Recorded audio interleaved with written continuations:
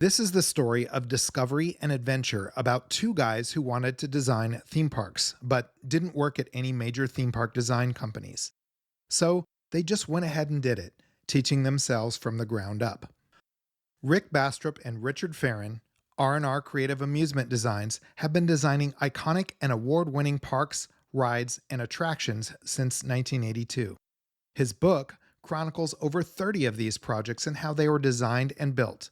From Yosemite Sam at Six Flags Over Texas and Grand Canyon Rapids at MGM Grand Adventures to Phantom Theater and Adventure Express at Kings Island, their work has been enjoyed and loved by millions across the country and beyond. Follow their journey as Rick shares his stories, revealing tricks of the trade, behind the scenes secrets, and occasional mistakes made along the way. It's a tale of learning as they went, encountering challenging, humorous, and even dangerous situations along the road of a career that spanned 4 decades and still counting. And now, Themed Attraction proudly presents our exclusive interview with legendary theme park designer Rick Bastrup.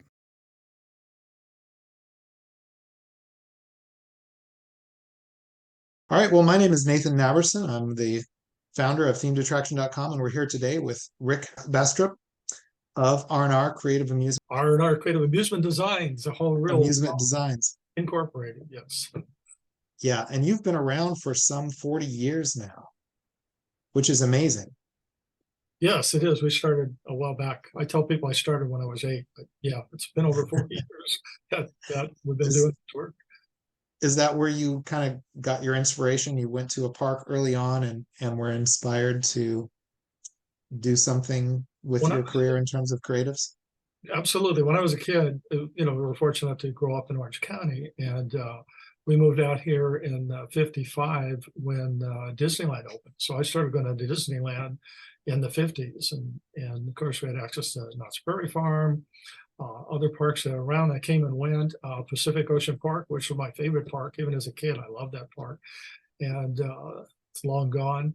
But yeah, my parents would take us all this. We went to the World's Fair in 1964 in New York, go back there. So they loved that stuff and imparted it to me. So when I was a kid, I would build rides in my garage and drag people through in a wagon and hang fish from the ceiling and cardboard. And I was always fascinated by that. So kind of led me into it eventually, into working.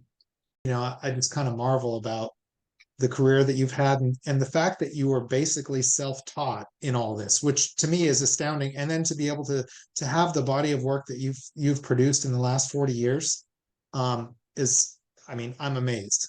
So well, what's interesting too about our company, it was just basically my business partner Richard Ferrin and myself, and we've had various artists and model makers and people work for us off and on contractually, but 90% of what you see basically we did ourselves and basically taught ourselves. He had a degree in art, and I had worked in show business since I was a kid, playing in bands, play guitar and keyboards and sing and so forth. So the whole time I was a teenager, I played at Disneyland, I recorded for Capitol Records and did a lot of things like that. So I was always in show business, but I was fascinated by three-dimensional show business and wanted to recreate or create new adventures like I saw. So that's how we started. We met at Disneyland Hotel. I was a director of security at the time, and Richard came in looking for a job part-time because he was in the parade, the electrical parade. And I hired him very soon. We found out we were both fascinated with this. And I was always a writer. I've always been a writer, writing stories and characters and making up names, and just naturally always did that. So we developed our company very quickly. We started building some models. I had an idea for a ride that was a ride through shooting gallery where you would shoot at targets and you would get a score in your car. And we showed that to Six Flags Magic Mountain, and they said, "No, that's really not what we're looking for. But we see you guys build models and do other kind of design work. You want to do the work on this?" So we said, "Yeah, we were working on a Rapids ride there and started working on Bugs Bunny World and that." So that was our foot in the door was to just kind of create some of our own adventures. I did an indoor water park, which was way ahead of its time. These were concepts that we were going to Six Flags and Knott's on, but that's how we got our foot in the door. And very soon we started getting other offers from other people. We went out and met Dave Bradley, if you ever heard of Bradley and Kay, carousels and stuff. So Dave Bradley became a good friend of ours. And I think they just saw the enthusiasm that we had, and the amount of talent that we did have that we channeled into what we were doing. And they started referring work to us and jobs. And basically that's how it started. It just snowballed from there. We began winning some awards through the World Water Park Association, which actually we were charter members of what was called the American Water Slide Association, which eventually became the World Water Park Association. But we won the first award there for a slide in Houston called the Crooked Creek Washout. And that gave us a big step up on the business. So we just really kind of created it out of nothing. We didn't come up through, most guys in our business really come up through Imagineering or Universal or one of the big companies.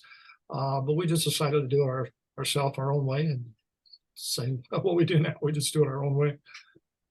Yeah, which is, I mean, that to me is what's amazing to me. Number one, that you could sell yourself in that way. I mean, how did you, I mean, I think you had mentioned it in your book. And by the way, we are plugging the book, which is a fascinating read. I just got finished with it. It's Rick Bastrup, Adventures of an American Theme Park Designer, and we'll put it up on the screen.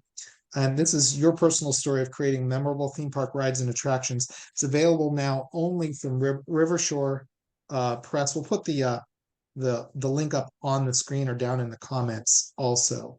But yeah, so you guys basically had inspiration and talent, and no one told you that you weren't allowed to be doing this. So you just went out and sold yourself to all these different amusement parks, Six Flags, and everyone else. Yeah, we actually, at the start, we were doing some movies also.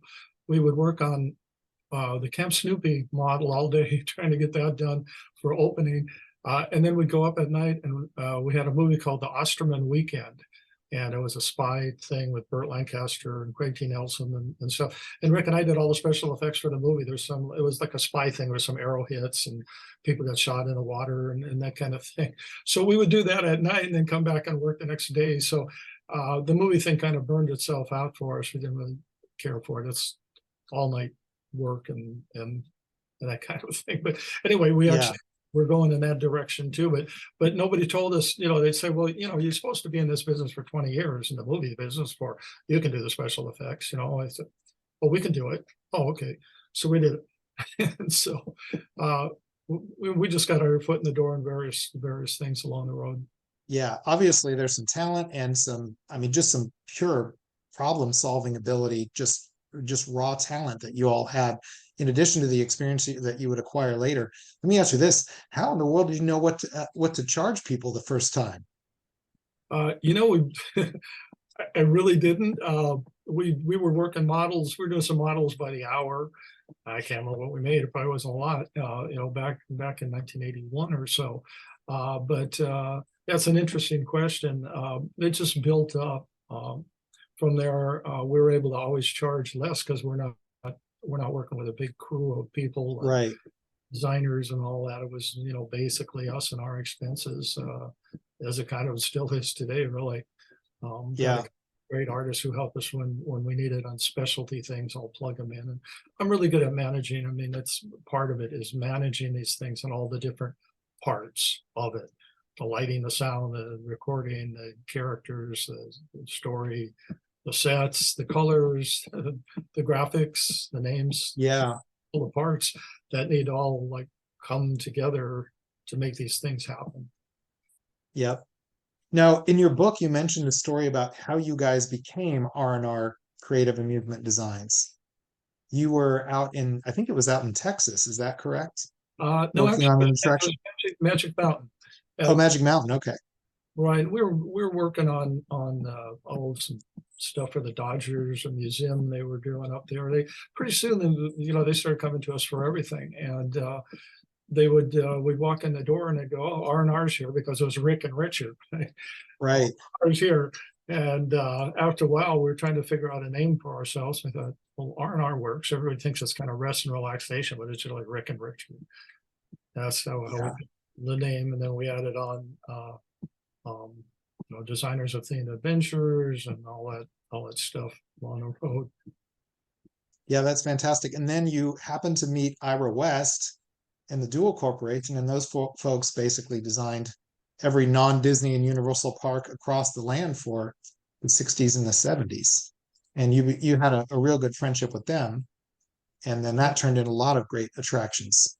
Actually, in my book, I dedicate the book to my parents and my wife, and also to Ira West, who was really my best friend in the business. So Ira and I were very close. We would do all kinds of work for them. We went out the usual, and we showed them some of our stuff, and there was some things that they wanted to do. And after a while, we really became the theme designers for them. Water park, dark rides, anything unusual or strange. They were great at designing the parks and laying them out and so forth. I did meet Randall Duell a couple times there, but it was near the end of his involvement there. But Ira was the president. So, when we go up there too, what was cool is we go into their archives and had a look at the books about things like Freedom Land and Six Flags parks and the Marriotts and that. So we were learning as we went. That's really a story.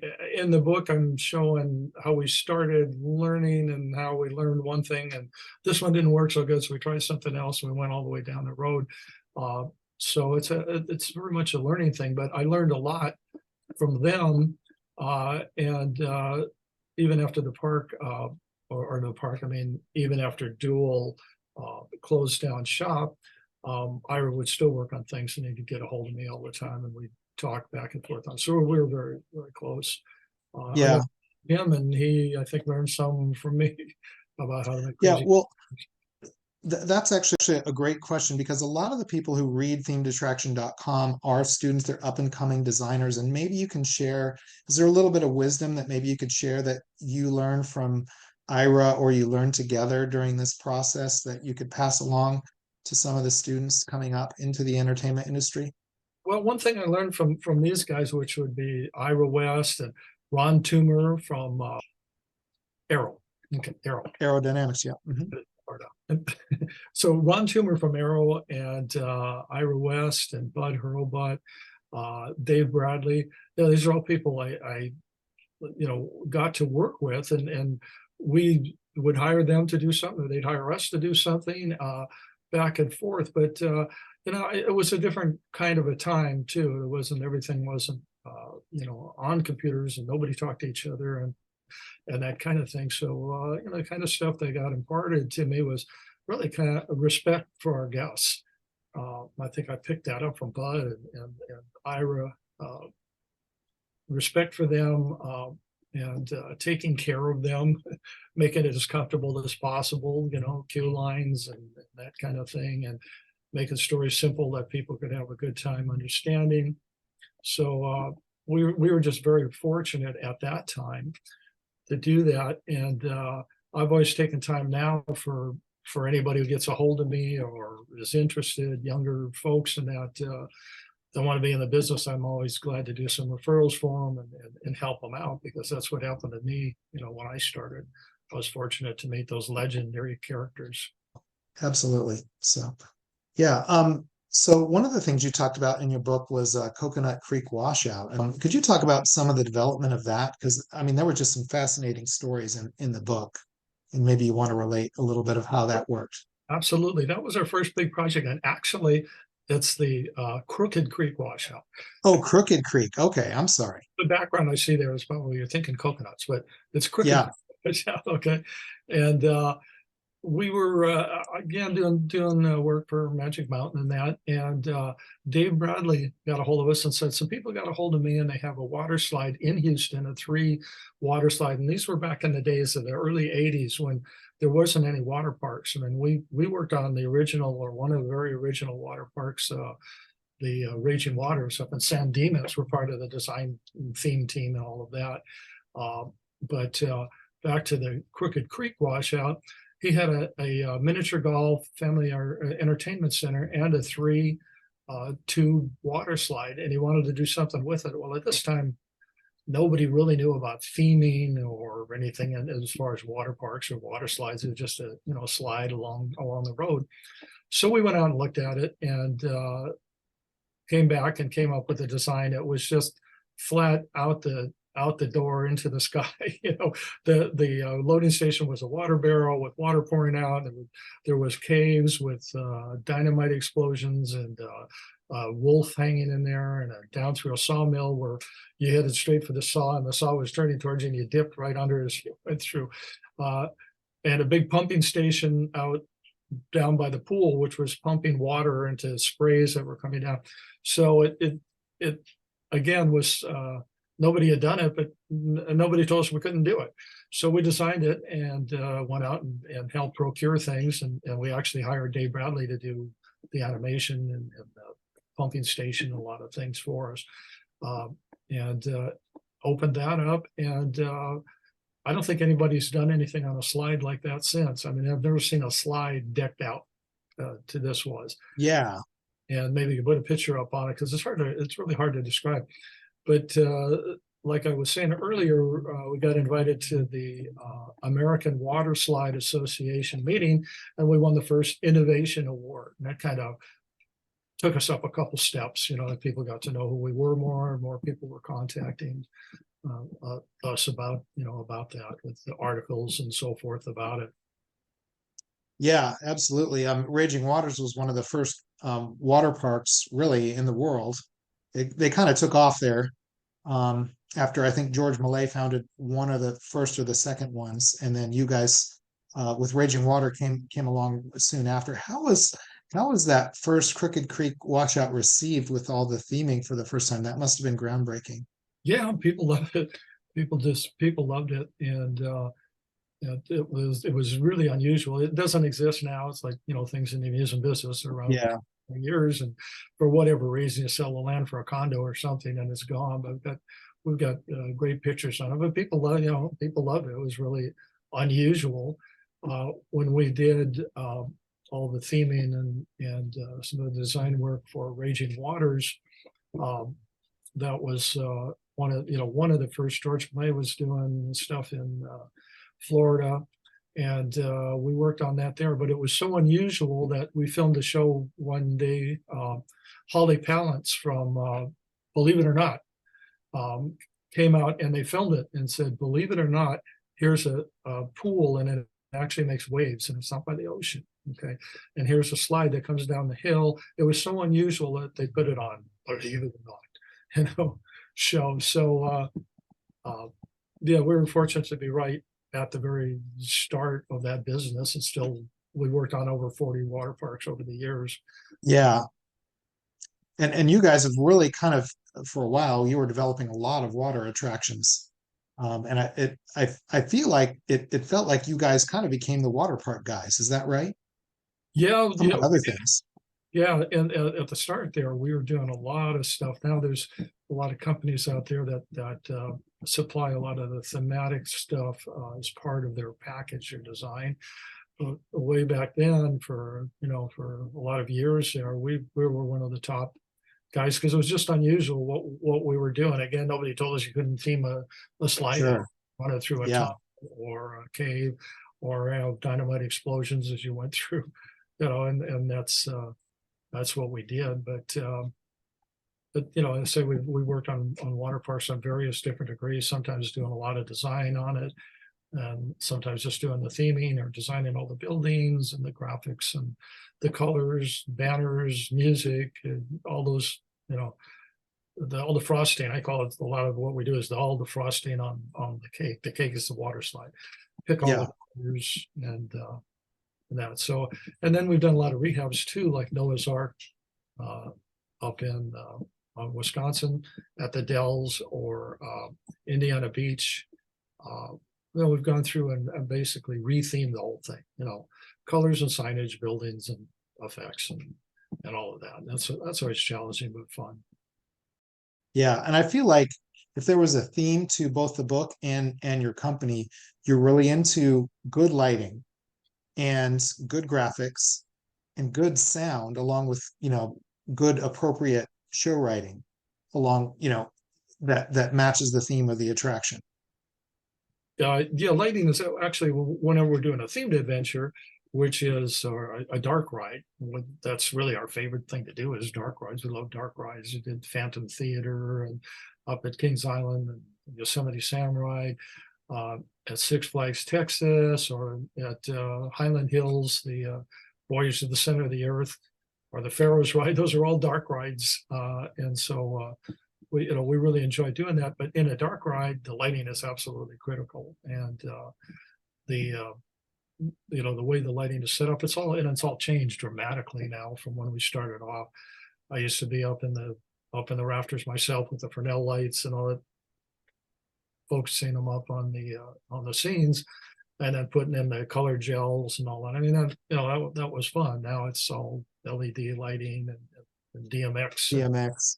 and all of that. And and it's good, but some of it isn't as good. Some of it's a lot better because you can control it, a lot more.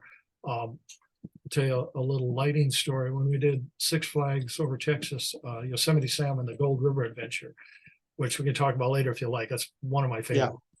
favorite. Yeah.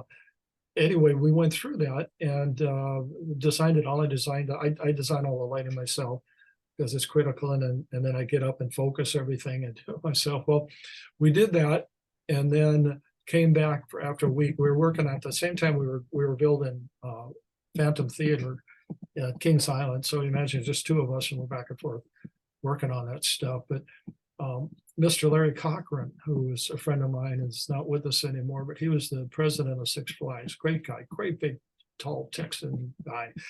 And I met him at Yosemite Sam, and he said, "Well, Rick, I want to see the ride." And I said, "Okay, well, let's walk the ride," because there's no water in it. So we started walking the ride. And he looks at me and he goes, "Why is it so dark? Or I mean, why is it so light in here? Why is it so bright?"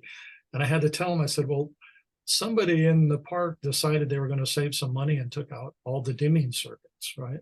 Which is Oh no. critical, is all that dimming, whether it's DMX or whether it's it was all gone, so everything was really bright." And he walked around a little bit and he looked down at me and he said, "Put in the dimmers." Okay.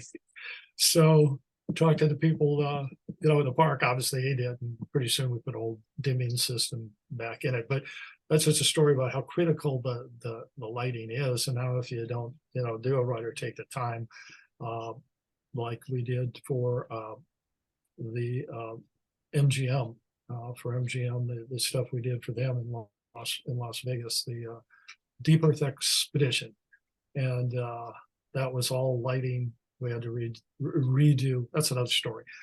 Talk to you about, but the lighting is critical indoors. Sound is we're fanatic on sound because it's the cheapest theming you can do.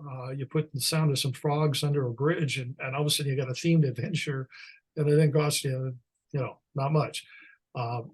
When we did Bonfanti Gardens in Gilroy, which is now Gilroy Gardens, but I designed 53 different soundtracks in the park of music, and different music everywhere, because everything there was themed. It was themed to natural. That's a whole story again. And in the book, I go through 25 different productions like that, chronological order. So we learn each one as we go along. So each chapter has a different ride that we did, or attraction, or park, or whatever it may be that we did. So again, you're asking me about the sound. The sound is really important. And let's see, graphics, yeah, graphic signage, and that's changed a lot over the years too. But those three things are really critical, and add a tremendous amount, if done right, to the theme. And not the most expensive thing. It's not like building a T-Rex animatronic character or something. It's the sound, picking out the right music, and we put music and sound everywhere, everywhere that we can in these parks. Yeah. Yeah, I noticed that seemed like it was a highlight. And of course, one thing you mentioned is always sort of coming up with the catchy name. When you're doing names, it's fun to do things that either rhyme or are rhythmic or have a funny saying to it, like Serengeti Surf Hill or Bombay Blasters or a thousand other names of things that I've done over the years. And again, a really critical thing. I'll tell you a story about names, and that's Adventure Express in Kings Island. And they brought us in. This was the year before we did Phantom Theater. We were working on Adventure Express, and they wanted to do something like an Indiana Jones ride. So we looked at the coaster, and it was an aero coaster. It was actually the last aero coaster, I believe. It was a steel track with wood trestles. So it went. We did something that went through caves and stone, stone arches and all that kind of thing, and as you went through the ride. But when we started working on it, I wrote down Adventure Express. I said, here it is, Adventure Express. That's what we're working on. So everything we did was Adventure Express, right? And along the way, Kings came up and said, we've got 2 ad agencies that work for us, and they're now working really hard to compile the list of the names, because the name is really important. The Phantom Theater, or Yosemite Sam and the Sick, Yeah. River Adventure, maybe too long, but tells you about the story. But anyway, so they went to these 2 companies and they had them do contests, and they ran people do contests. They finally came back to me and said, you know what? We have gone through hundreds of names, and we're going to call it the Adventure Express. So that's a name that lives to this day, but it was the first thing that kind of rolled off me that seemed to work, telling a train ride through adventure. Yeah. That's fantastic. Well, let me ask you this question. There's a moment you're talking about, I think it's Cactus Gulch Golf in Greeley, Colorado. Mhm. You talked about in your book just doing all the lighting, all the sound. And I think there's a moment where you turn it all on for the first time, and then you just kind of stand back and just take it all in. Yeah, you hit it on the nose, because it really is. There's times when I do that. There was another one at American Adventures in Marietta, Georgia, which was a really extensive miniature golf course. And there's times when I do that after we get it to a point where you step back and turn it on, and it becomes magical. Of course, I say the holes and maybe when it changes to green and that kind of thing. But no, it is, and that's part of what I do, is the enjoyment of seeing what you thought about and all the details and all the many things you worked on site. We're always on site working on this stuff and directing everything. And Yeah. it's magical when it comes together. Had that up at Santa Cruz Boardwalk for the stuff we've done up there, for Neptune's Kingdom. That's all show lit miniature golf and arcades and all that. And boy, I just remember turning that on for the first time. It was that's amazing.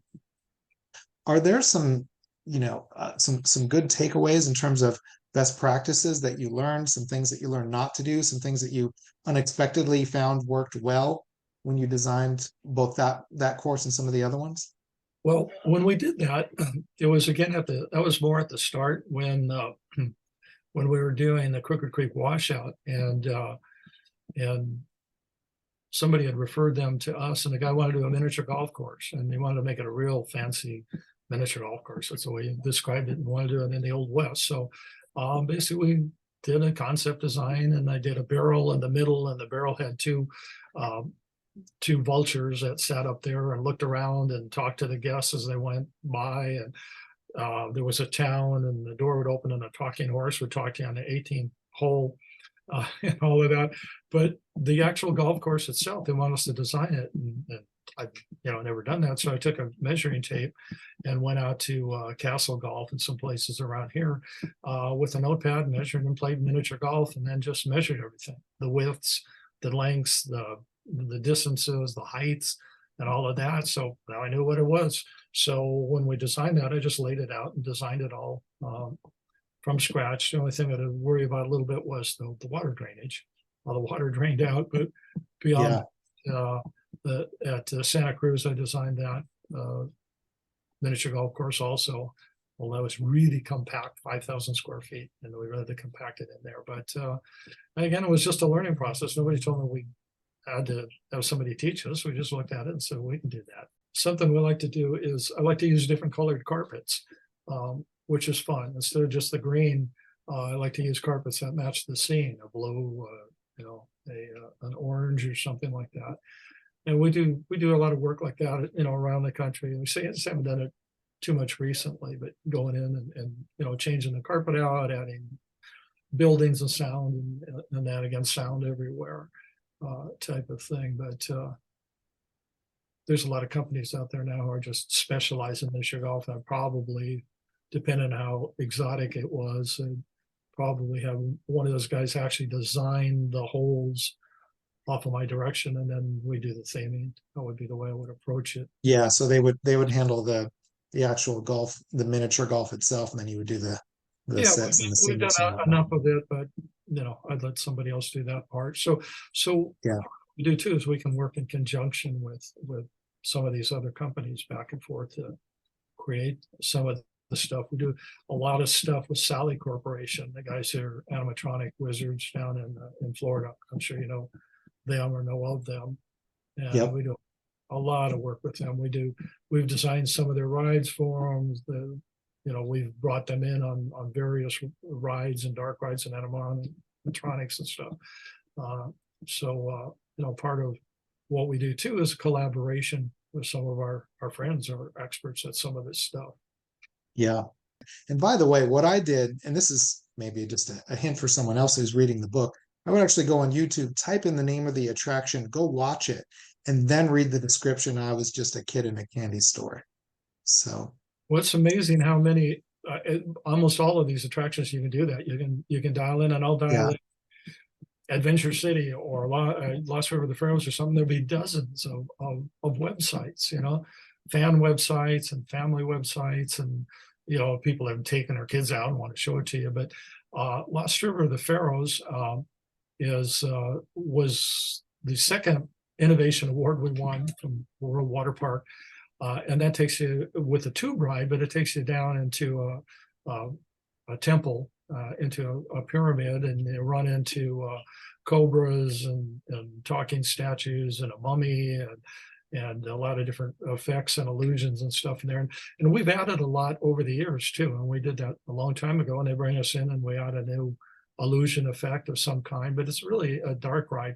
And at the end, it swirls down through a volcano, and it's spinning down through a volcano with smoke and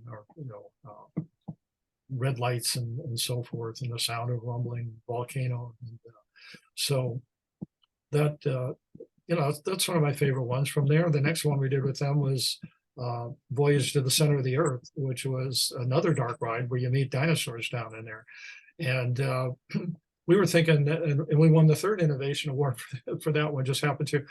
And at the time we thought, wow, we're really on a roll now. We're going to be designing these at parks everywhere. And it kind of filtered out. Most people don't do it. It's expensive and difficult to do. And but those two rides essentially are still going 25 years later or something. The not the Lost River, but Voyage to the Center of the Earth just won the Publishers Award from Amusement Business, from the magazine that everybody knows about, and they have the Golden Ticket Awards every year. And a couple of years ago, we along with Highland Hills won the award for that one, even though it had only been, or not only it's been open for over 25 years, but it's still like the most popular ride in the park. So those two particular rides have been enduring, and we've added things along the road, and added new sounds and new lighting and new characters, and they ramble on. So we're real known in the water park business for that. And I think those crazy guys who build those rides, a dinosaur. Yeah. Well, those are just fantastic, and I just think there's so many generic water rides that to add the story to it, just to me is just cool. And I'm sure you feel the same way.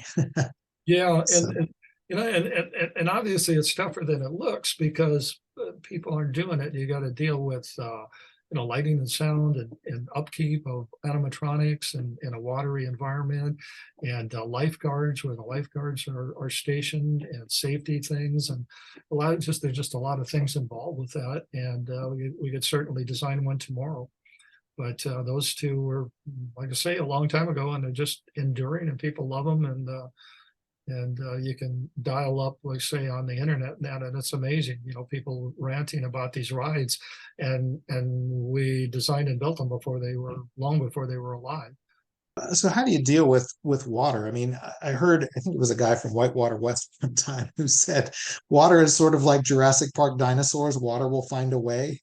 Yeah, If it can get in something, it will, and if it can ruin something, it will. How do you approach that as a thematic designer? yeah, and that is a tough one. Whenever we work on water rides, and we did the major water rides at MGM Las Vegas, which is a whole story in its own. But those rides were done because they called us the water guys. Hey, let's bring in the water guys. It was Dual, actually. Dual said, we got the two major rides here, but they're got water in them, so get the water guys here.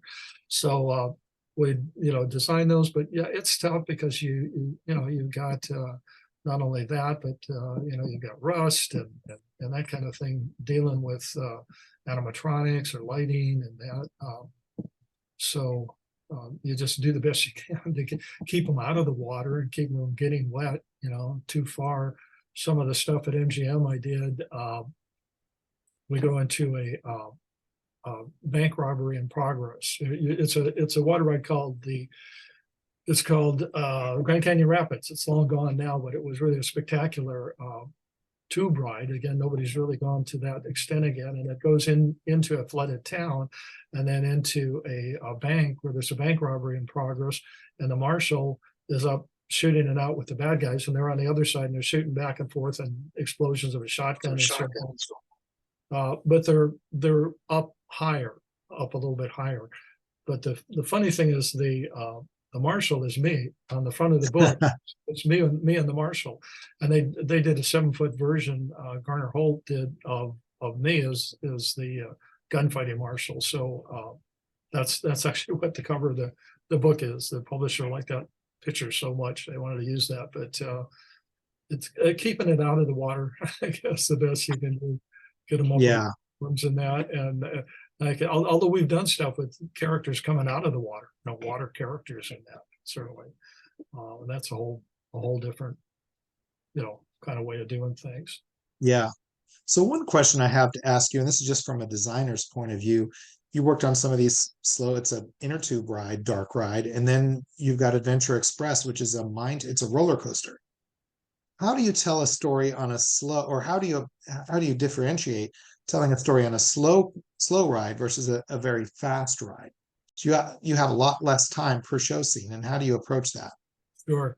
And of course, when you're going through and you get animatronic characters and so forth, in a regular dark ride, whether it's a water conveyance or a ride of some kind, you do have more time, obviously, to tell that story, a simple story, actually, which is important. If you try to make it too complicated, people aren't going to follow it. Yeah, they're not going to get it. We take that and we put it to a fast ride like Adventure Express. You've only got a second or two to grasp what's there. So the characters in there, number one, are large. And Adventure Express at the end, and it's an interesting ride because it starts up on the hill, goes down the hill, does all this stuff. Then at the end, there's a lift, which is really unusual. But Kings didn't want to put the station down on the ground. They wanted to load it up there. So on the lift at the end, we've got 10 giant drummers on each side. And this is all done like an Indiana Jones. So you go into this like lost temple. So we've got these drummers that are like 8 feet tall, and they're pounding on big drums on the side as you go up. And as you do, there's a big statue up there, and he pours lava down on it with steam and so forth. And that's still working, still working today. But what we did is we put the big major effects on the lifts because we're as fast, and made the effects big to see. So we did the same thing as you went through. You went through a snake tunnel, and we had some big cobras in that. Now you got a glimpse of them as you went through, but anything small, you're not going to see because you're on a roller coaster. So that's Right. tricky. And lighting and that you can do a lot with just Yeah. lighting. I noticed that watching the video of Adventure Express. I've not been on it yet, but I'm going to make it a point to go now to Kings Island. But a lot of times it seemed like your story sometimes consisted of, just 2 or 3 words, don't go that way, or, go this way, something like that. You had just that small amount of time to communicate one thing to somebody about the story. Yeah, absolutely. You're right. And in fact, just recently this year they did a rehab on Adventure Express. And they added at the very start, I had a track on one way and the other that said wrong, wrong way. Wrong way. Right. That's what it was. And so then you veered off to the right. And at the very first time, they didn't put that in for whatever reason, probably budgetary, to add more track in that. So when they did a rehab, then they took the old design and put it back in. So yeah, you're absolutely right. The amount of time you have has got to really be really critical to what you're doing.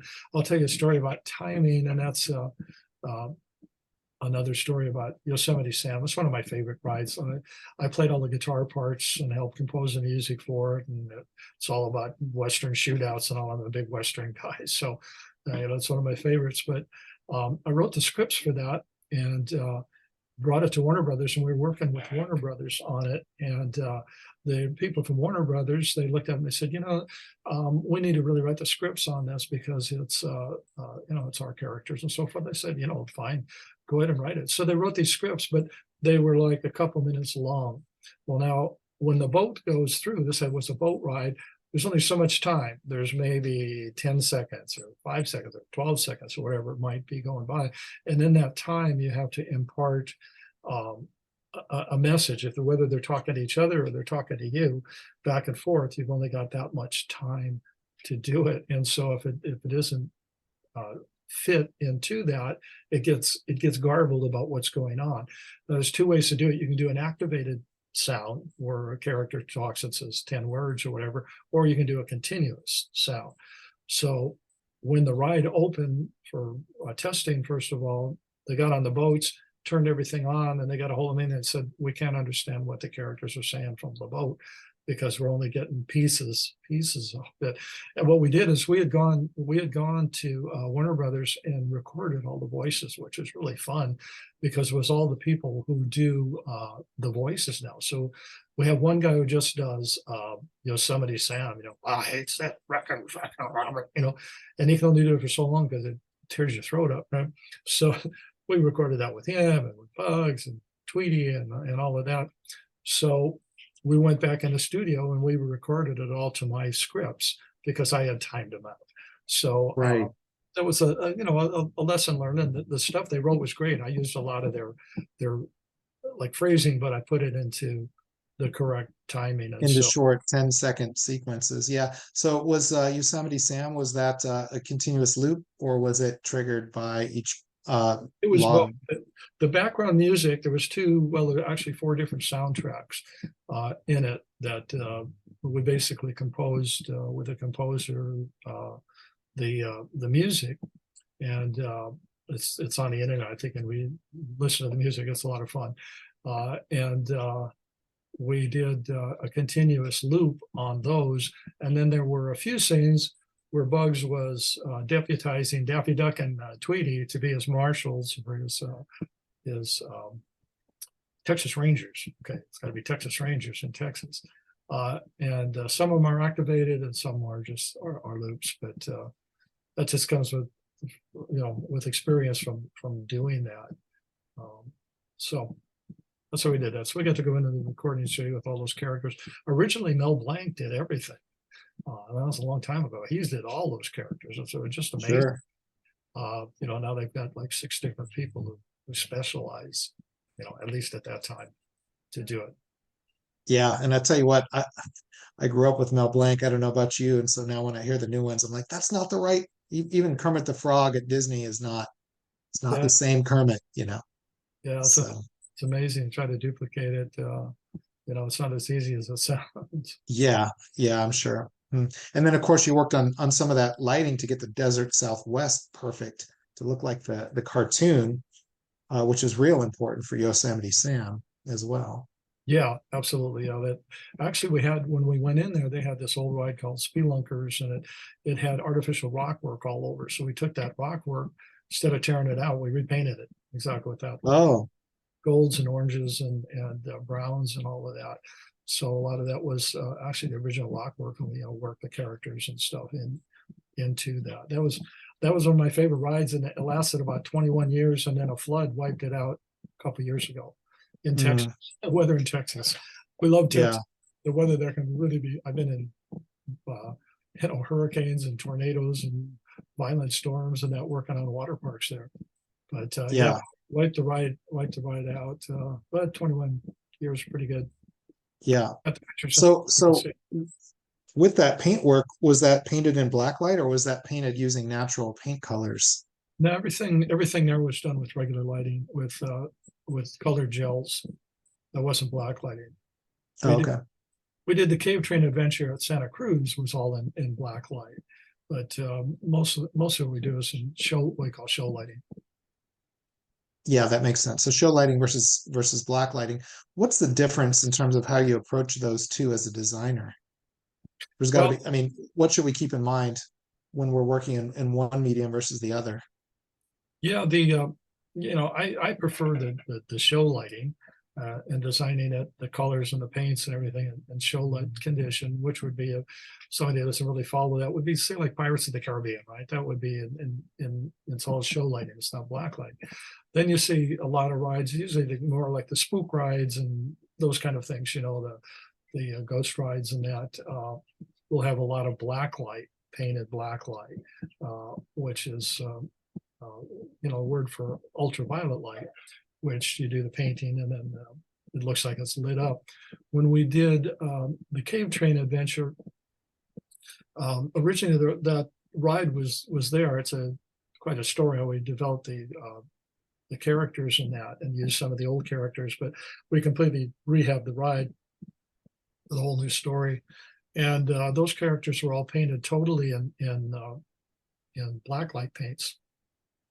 And when you turn off the lights, it's completely black in there, and you turn it on, and it looks like it's show lit. It was really interesting. Everything was in black light, and everything, all the backgrounds and the background murals and everything was in black light. It's quite a ride, and it still runs today. It's still a favorite there at Santa Cruz Boardwalk. But we haven't done a whole lot. We've used black lights in effects and stuff, but haven't done a lot of black light rides, just by choice, rather light them up. Yeah, and I'm sure that using the gels, I mean, it's definitely more dramatic, I would think. Yeah, Or at least you can get it more realistic. I think when it's I mean, I hear that when it's a cartoon character looking, then you want to go black light because that makes it more 3D. But when it's, if it's a natural southwestern scene, obviously it would rather be show lighting, I would think. yeah, sure. And Yeah, black light has its own, or ultraviolet light has its own look, certainly, but it doesn't look real. I mean, it's not meant to look real. right. It's meant to look artificial. Yeah, Yeah, it's meant to. yeah, It looks artificial, and it is. The other stuff you can make it as real as you want, and basically you find in dark ride, by again, I learned by doing it, just things are more subdued and darker than you picture it when you're just standing there. When you put on the ride itself and run it through and all, it makes a lot of difference, just the intensity of the light. So like I said, the dimming is like a real important part of yeah. kind of show lighting that you do. Yeah, you had mentioned actually in the book a story about sight lines and lighting levels, which I think were really important. That's for the deep Earth exploration attraction, yeah. And where someone else had come in and really just done a poor job, and you came and fixed that attraction.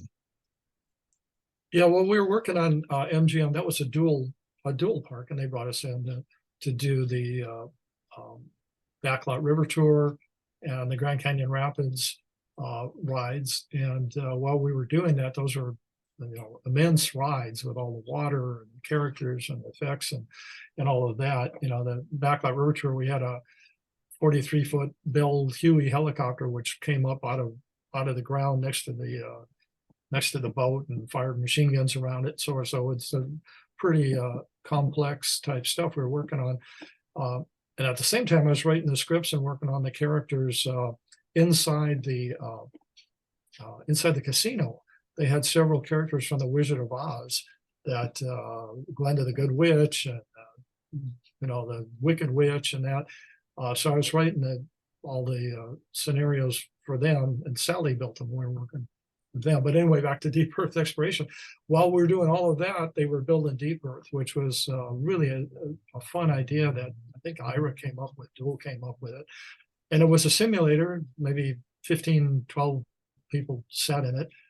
Big doors closed on the side, and it was going down into the earth, and there was a TV screen on the front. So it was actually moving into a scene.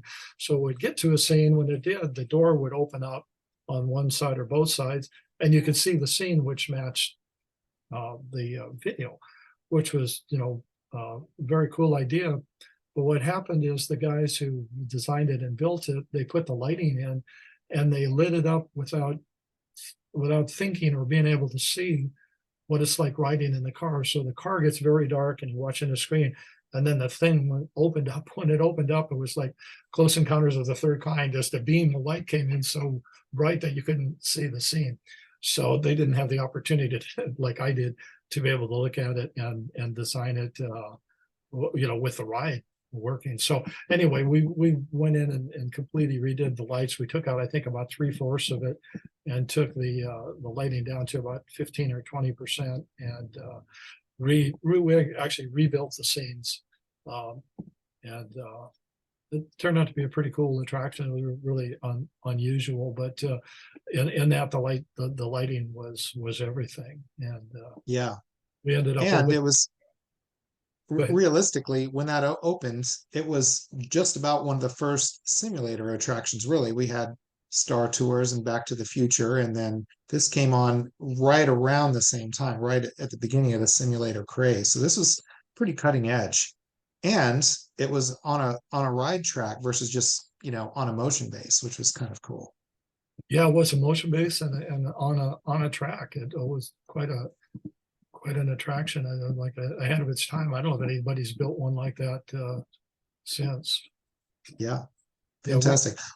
Well, we opened it after the park opened. It was, I don't know how many months or so. They wanted to get it open, and so we really blitzed that out because we were finishing the other rides for opening. Yeah, and then of course you had Grand Canyon Rapids, and I think you had mentioned in the book trying to get a deal with Francis Ford Coppola, and that didn't pan out. Had nothing to do with you, but it was the studio, I guess, right? Yeah, it was originally Mr. Kokorian was one of the owners, and he was friends with Mr. Coppola, and they wanted to do a river ride, and the river ride being like the Jungle Boat ride, but actually you're probably more acquainted with the Jaws ride. And it was people sat in rows and then went on into the adventure. And what's funny is or ironic is the boats we were using for MGM, we had worked on for Jaws. Did a lot of work on Jaws at Universal Studios, and they determined they wanted to change the boats out and do a major rehab of the ride, and so they sold the boats to MGM, and so now we're working on the same boats but in Las Vegas versus Florida, kind of a thing.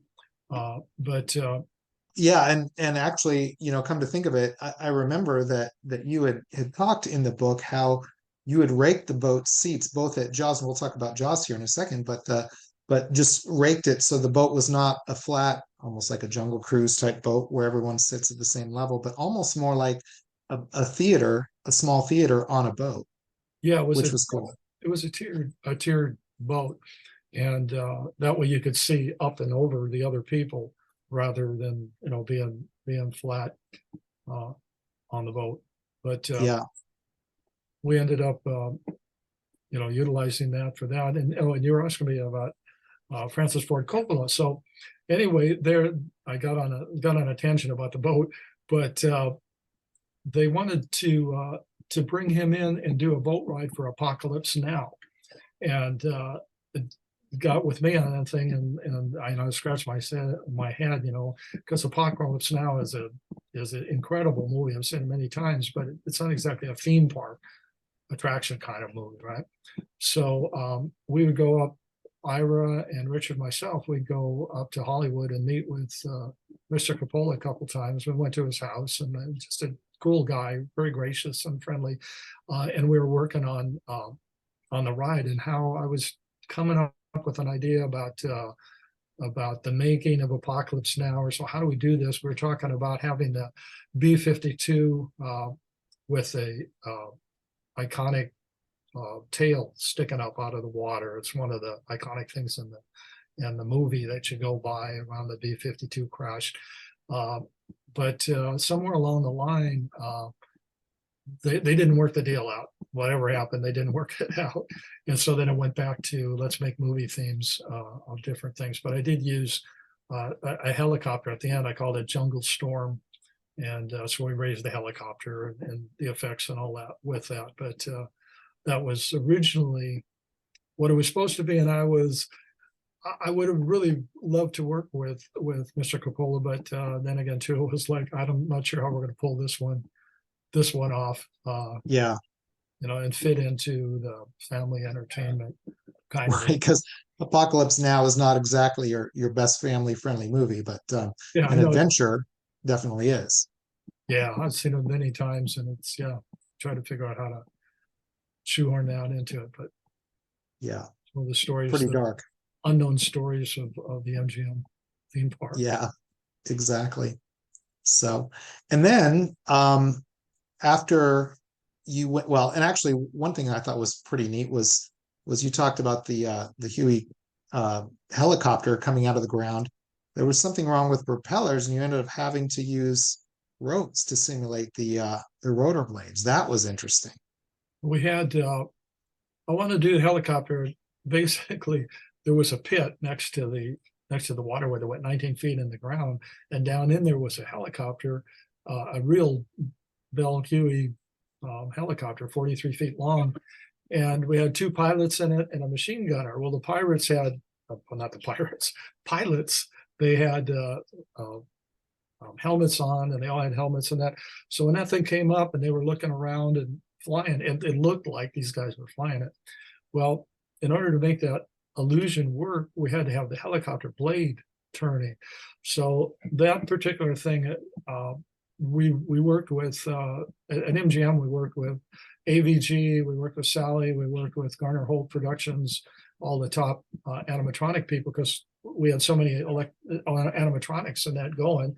The kind of stuff we love to do. We had them all over the place. So they were doing the helicopter, and they wanted to do a test run, and we'd go up there and take a look at the helicopters. They're decking it out now, but they said, here's the deal. Those blades are so immense that to get a motor, because we're not going to use a jet motor like Huey does, we can't turn those blades with a smaller motor. So what they did was they took the mechanism on top that had the blades coming out, and they put black rope, and the black rope was knotted at the end. And they showed it to me, and they said, okay, we're going to take this out in the back in the alley. We're going to push it out on wheels, and we're going to fire it up. So I remember kind of hiding behind a truck back there, to kind of see what was going on when they fired the thing up. When they fired it up, because of the motion on it, it was probably going, many times slower than the actual rotor, but it looked like it. It was great. It's a great effect. It was a great way to solve that problem. They didn't weigh much of anything versus a real Yeah. Blade. The illusion. And it probably sounded cool too, I can imagine. yeah, so that was interesting. I mean, then not too many effects like that in parks anyway, or anywhere, to that extent, something that Yeah. it would go back down. But the thing not only had motion up and down, it also had rocking. So when it came up and the thing was turning and it was rocking and it was going up and down, I mean, it looked like it was hovering there. It shocked people Yeah. with no idea what was going on. Well, that's fantastic. Any other stories from MGM Grand Adventure? We we did the Grand Canyon Rapids, which was through the Old West, which of course I loved, and we had all the characters and so forth. And I would go through at night. One of the things I like to do, which is fun, probably dangerous, is to go through the rides at night after everybody's left. And I've got a flashlight and I'm looking around and looking at things and studying what we've been working on during the day, because we were working on three rides and the characters inside and all at the same time. But I was walking through the Grand Canyon, which was big rocks on both sides, and all dark, and I had a flashlight, and all of a sudden, out of nowhere, poof, everything lit up. I mean, it lit up, and I'm looking around. I'm thinking, this looks like this has got to be a helicopter lighting things up, or it's a spaceship. It's like Close Encounters hovering over me, because here I am in the dark all by myself. Well, after I walked through trying to figure out what's going on, I looked over, and the Luxor light was on, and it was the first night they ever turned the Luxor light on Oh, top, which is like a million kilowatts or whatever the heck it is. And it was so bright that it lit up. It lit up where I was too, because I was in the dark. But really? that was just something I remember. It was like surreal, surrealistic. Yeah. So yeah, we had a lot of adventures there at actually they called it the Grand Adventures, MGM Grand Adventures. It's long gone now. Vegas just tears stuff out all the time, always rebuilding and building new stuff. But that was a great project. A very interesting theme park to say the less. And then one thing that you had mentioned a little while ago was the Jaws ride. And you had actually worked on the early concepts for the Jaws ride, including the queue and the script, and for a Universal Studios Florida Jaws attraction, which I thought was a fantastic. I'm still sort of bummed they got rid of that. But talk about the development of the Jaws attraction. Well, we got called in to do that by Ron Stein, who's a friend of ours, and he had been project manager for Crooked Creek Washout. So again, it was, the water guys, let's get them in here, we're doing something. Yeah. So we got in right at the start when things were going on, and I wrote some initial scripts for E.T., and we were working on some various things there, but Jaws was primarily what we were working on. And basically I was writing the scripts for the queue line and the scripts and the timing of all the music and so forth for the ride. And I came up with the grenade launcher. I don't know if you remember or seen anything. The Yeah. grenade and the timing was critical on the grenade launcher, because he would fire it, but then out there it would have to explode. So they had to know the musical cue exactly when it hit to fire it. Sure. Thinking that they wrote it. So at the original, and I'm going back in my brain for a minute, they wanted to put a boathouse in. And so we worked on the boathouse and basically designed the boathouse effect and that. Well, the ride was complicated to do. We didn't design the ride, or actually, as most things that we do, we design everything start to end. The first sketch on pencil on the pad to opening day. But this, we were part of the team, which was interesting because we would have meetings with 18 people there, working on various parts of things. And they originally wanted the shark to blow up at the end, that you fire the grenade launcher, which, by the way, was called the APC 25, I think. And people always ask, what does APC mean? And I said, well, that's the name of it. But APC is Aquatic Pest Control.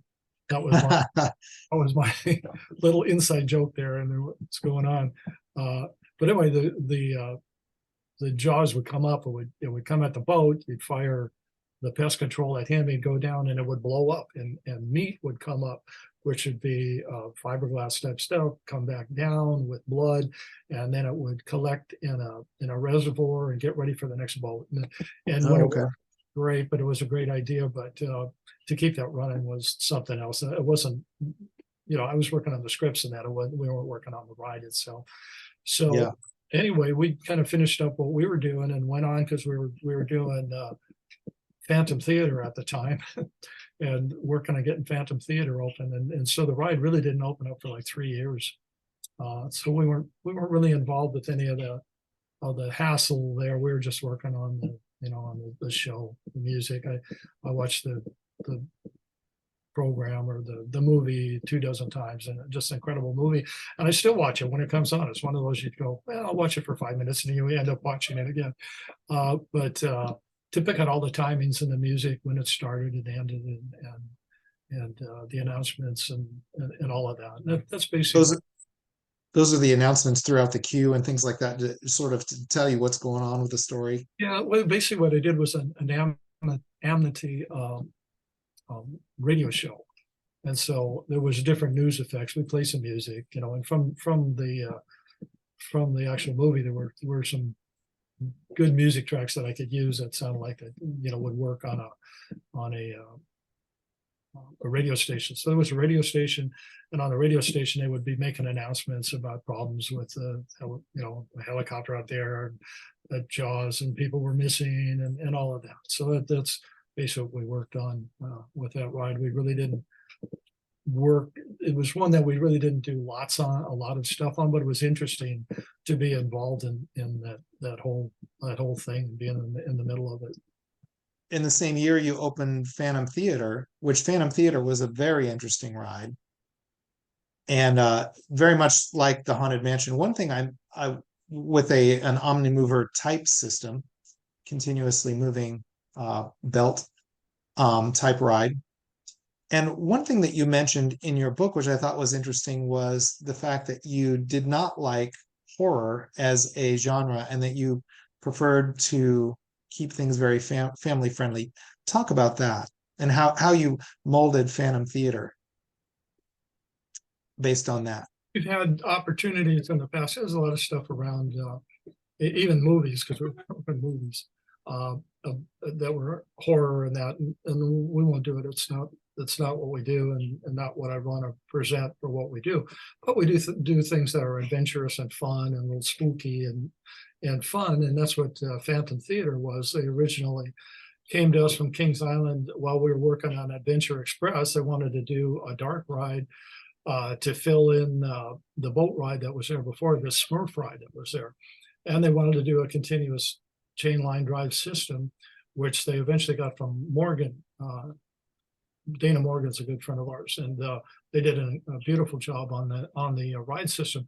So they wanted a ride, and they thought about a theater. They want to call it a haunted theater or something. So basically, I came up with this story and the characters of these vaudevillian characters from the turn of the century. Well, at the turn of the century, that was a big entertainment. People would go and see acrobats and hear music and singers and daredevils and all kinds of crazy stuff like that.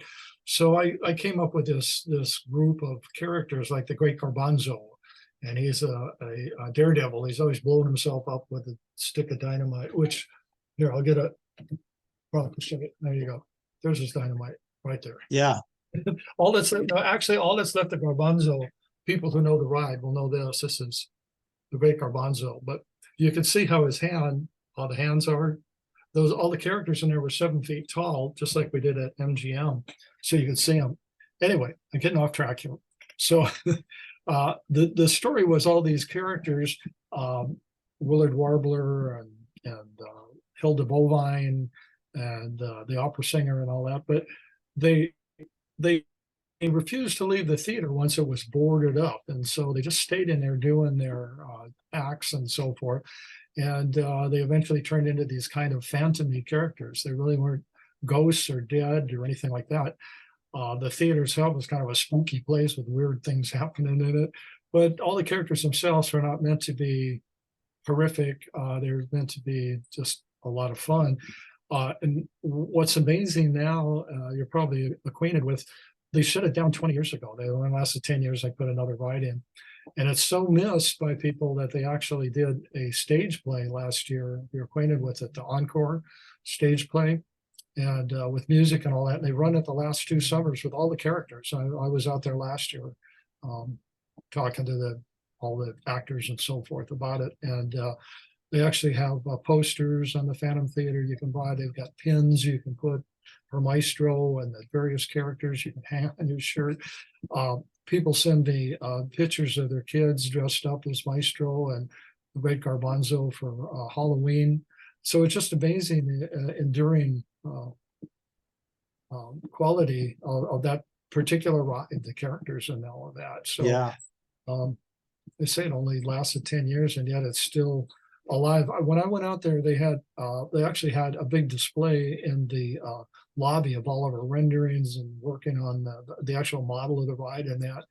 And I did a sit-down interview with about 100 people there, and people had driven like 5 hours, and some of them to get there, to basically have a question and answer with me and to see the park. So, for me, it was amazing, that those things that kind of came out of my head would be so enduring over the years. Yeah, and I mean, I watched that, which I would encourage all the viewers to go read the book, but then also watch some of these attractions on YouTube. I think the Maestro was he the man who was there was a man at a pipe organ, I think, at the beginning, Yeah, at and the turns beginning. around and But beckons you in. when you went into the queue line, he was up overhead. Well, through the windows, there was a storm outside, and the drapes were flapping, and the thunder and lightning, and then all around on the walls were all the characters, but they were the characters when they very first were performing. It was their posters of them, and Maestro was up playing the organ, and obviously he'd turn around and he'd look down and he'd say, "So you want to see the theater?" He's got that kind of maniacal kind of a look to him, and the sound. So you would then go into the theater and you go through the dressing rooms. The dressing room doors would open up, and Garbanzo would be there with some dynamite to blow you up, and that kind of thing. So it was just amazing to me. If you look on the Phantom Theater Encore, if you look at that, you can see the stage play that they did with all the characters. They recreated a lot of the scenes, and they got acrobats, and it was just amazing. I hope they do it again next year. It was so popular. But that's Yeah, one of our more enduring rides over the year, even though it's been closed for many years. and who knows, it might it might make a comeback at some point too. We hope so. We keep talking to them and say, "Hey, we're ready to go. I'm ready to Well, I ride. mean, Let's do it." it was interesting. I was at Knott's Berry Farm last summer and noticed that the Knott's Berry Tales had made a comeback, Mhm. and all those characters had reemerged in that new dark ride. It was now a shooter dark ride, but from the original that was there. So who knows? Maybe they'll come back. I don't Yeah, know. we We hope can so. hope so. You can look at, there's multiple websites where all they talk about is bringing Phantom Theater back. Yeah, Just amazing. There's dozens of websites out there, and that's one of our most popular rides still. yeah, definitely a testament, and of course in a big major place like Kings Island too. There were So kids that were like 5 years old and that wrote it, and then they were coming back for the Phantom Theater, and they were now, but they were 5 when they were writing it, or young kids, and all of that. And they said, "Well, it scared me a little bit, but I thought it was funny." And I thought, "Oh, I did my job. yeah, I made yeah. something that was funny and enduring, and something people remember, and a little spooky and a little scary enough to scare you just a little bit, but Yeah, it's easy, it's easy to jump out at somebody in the dark and scare them. I mean, that's, it's a lot harder to set up an atmosphere with themed lighting and show music and the character talking to you. I like to do a lot of stuff where the characters talk to you. A lot of dark rides don't do that, but I like to include the audience when I can. Maestro's talking to you all the way through, the other characters talk to yeah, and you. I think also to your point, if it's a Halloween Horror Nights type walkthrough attraction, I mean, they're trying to scare you. And there's an age limit to that, right? 14 and up, 12 and up maybe can get through there, but once you get around age 9 or 10, I don't know, that's where parents are sort of saying, no, I'm not going to let you go. But when you get something like Phantom Theater, it's something that really the whole family can ride, and that's an attractive thing. Yeah, that's what it was supposed to be. And I'll tell you a little story about that. And that kind of thing, the enduring kind of a thing is, a number of years ago, we're down in Mexico, and we were at a restaurant down in Mexico, an old castle. And my wife Lily heard some people speaking English. Was down in Mexico over at another table. She brings them over to the table and says, "Oh, this guy designs rides." And they go, "Do you ever do anything on Six Flags?" The guy was a military guy and stationed out of El Paso. And the two girls, they had two girls who were maybe 7, 9, or 10 or something, and they said, "Oh, we love Six Flags. We love Six Flags because at that park is Yosemite Sam and the Sixth, and the Gold River Adventure." They're telling me, they said, you get on this boat and you go through the boat. Bugs Bunny deputizes you and so forth, and Yosemite Sam steals the gold, and he shoots at you, and when he shoots at you, it hits water barrels, and at the end he ends up in jail. They tell me the whole story, start to end. Really? And I said, yeah, I know. I designed the ride. Yeah, I want an autograph and all of that. But it was my birthday. And I told Lily, I said, you know what? That's the best birthday best birthday gift I could Yeah. to see that there's these young kids that just love that thing and memorize it and know it. And I did it, before their parents might have been born. I don't know, that long ago. So, and that's part of the reason, or a big reason I do this, is to see the joy in people and them riding. All this stuff I ride and watch and walk around, and people don't know who I am, and I enjoy doing that and see what we've created, what happiness and joy it gives to people. I agree. That's really what it comes down to. I don't think we do any of this for money. I think we do it for the joys and the smiles of the kids and the parents who create memories as they go on those attractions and build memories together. Yeah, and that's part of what I wrote in the book. I wanted to impart that. I wrote a lot of stories like that of people I run into many years later, or talk to on a phone or something, find out what some of these things meant to them and still mean to them, and the fun and joy they had, and maybe it'll inspire them to do something creative or fun. At the end of the book, I also give a thing. I hope this is inspirational to people that want to do something. Just keep working on it. Do it. Don't let people say you can't do it. Learn what you can and find a path towards what you enjoy doing. Do something that's memorable and that at least contributes in some positive way.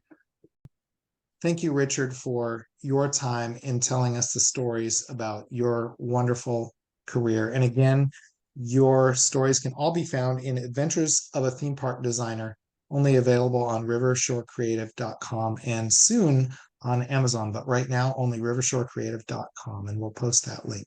Thank you again for your time, Richard.